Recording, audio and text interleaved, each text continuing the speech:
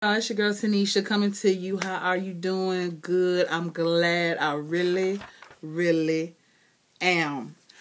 I'm coming to you first and foremost, and let me get this disclaimer before anybody goes off on me.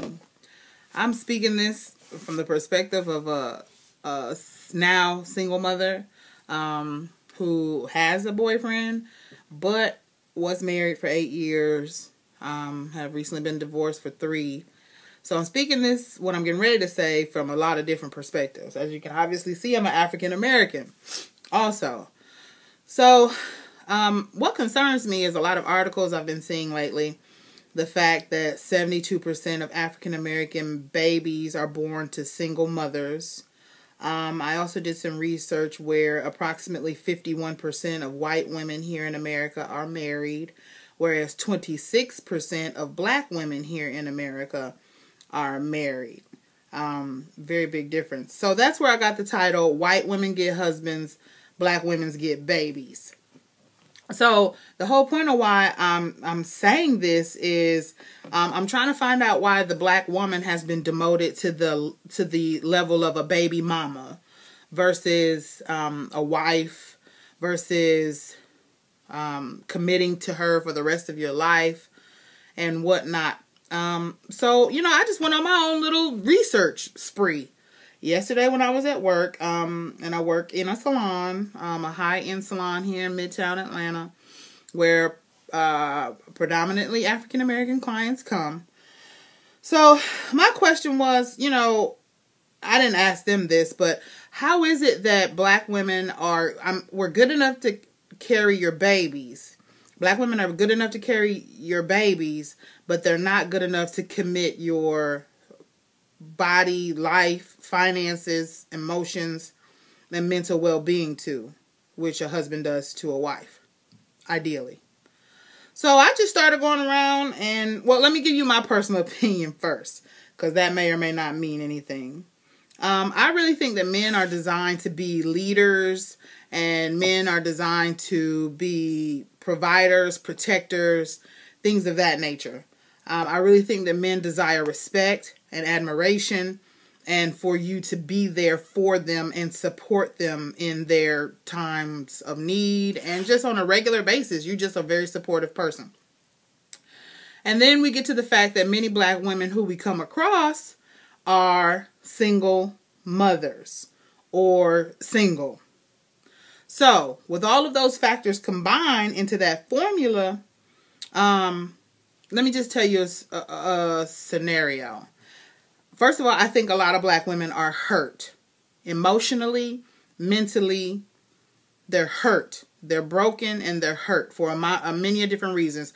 Whether it be upbringing, whether it be because of a relationship they've had before that has gone wrong, but they're hurt. Case in point, I'll just give you a good example. My grandmother had 8 children, and my grandfather left her, unfortunately.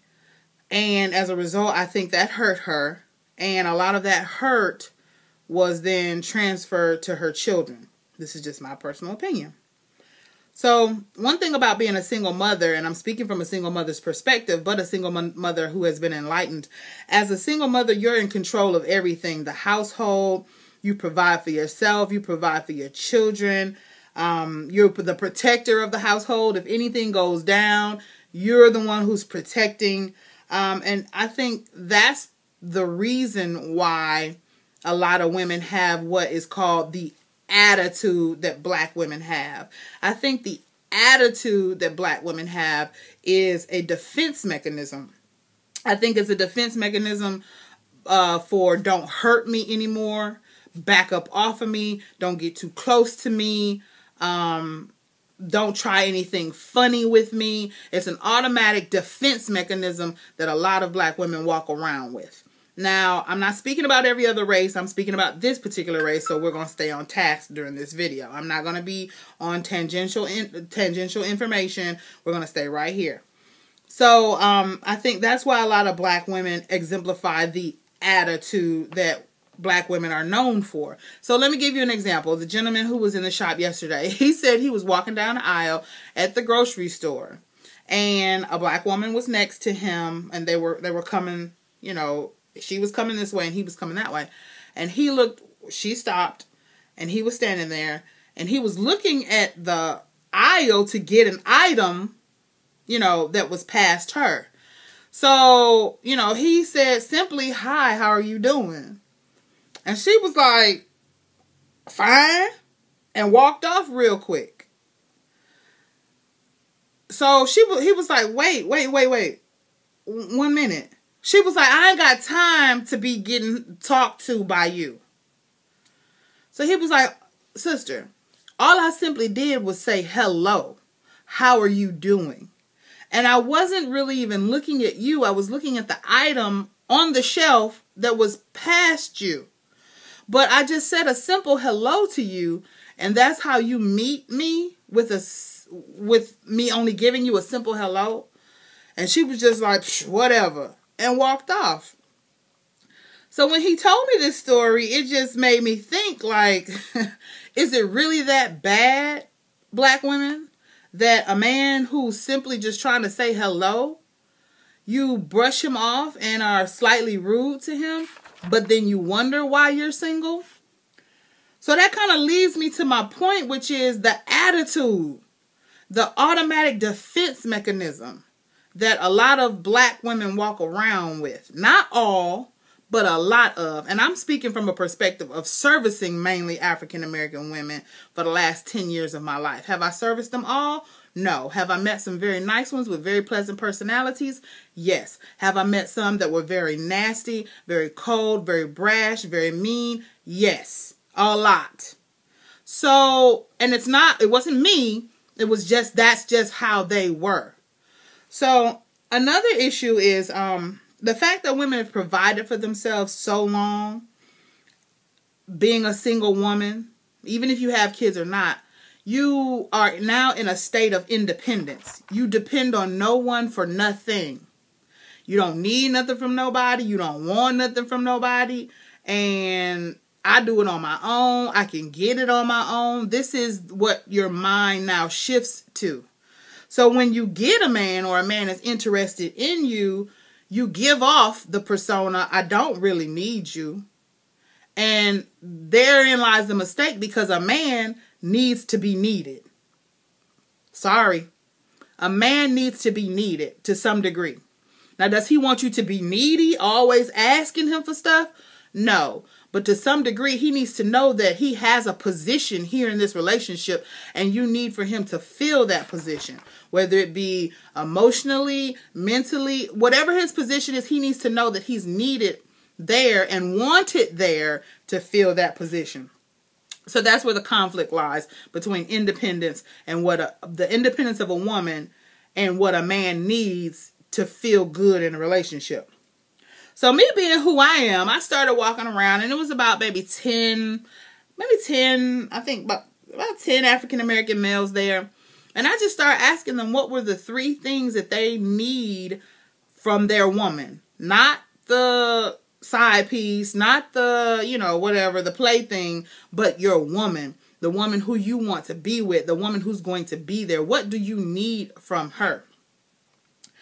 So one gentleman said support, companionship, and sex. He was very honest. Support meaning if I'm doing something or I'm trying to be better, then encourage me, be there for me, and try to give me a good pat on the back. Companionship, someone who's there for me, someone who I can talk to, be with, enjoy different experiences with. That's companionship. And sex, that needs to not be explained. And one thing about sex from this list, I understand that it's very important to men. It may not be as important to us as women, but to men, sex and good sex is very important. The next man said loyalty, trust, and affection. Loyalty meaning you're my woman, not everyone's woman. Trust meaning if you say you're going to do something, I know it's going to get done. If you say you're with me, I know you're with me. And then affection, the kissing, the hugging, the holding of hands, the flirting, the hugs, things of that nature. Another gentleman said God-fearing, ambitious, having drive, and offers support with reciprocity. So in other words, God-fearing, he made a good point. When you're God-fearing, a lot of these other things fall in line. So what does God-fearing mean? In my opinion, God-fearing means you respect God and what he's about, and you try to obey and formulate your life in a way that's pleasing to God. So if you're doing that, then a lot of these things are going to fall in line already. So, and then the support and reciprocity. He said he needs for you to be driven and have some goals. And he's going to support you in reaching your goals. And at the same time, he needs for you to support him in reaching his goals. Not just one-sided. Another gentleman said, sweet personality, confidence, and then once again, the support and reciprocity. He says sweet personality is very important to him. One, because no one wants to be around someone who has a nasty attitude all the time. I don't care about what happened, when it happened, how it happened. If your attitude is nasty, then I always say you attract more flies with sugar than you do with the other stuff that starts with SH.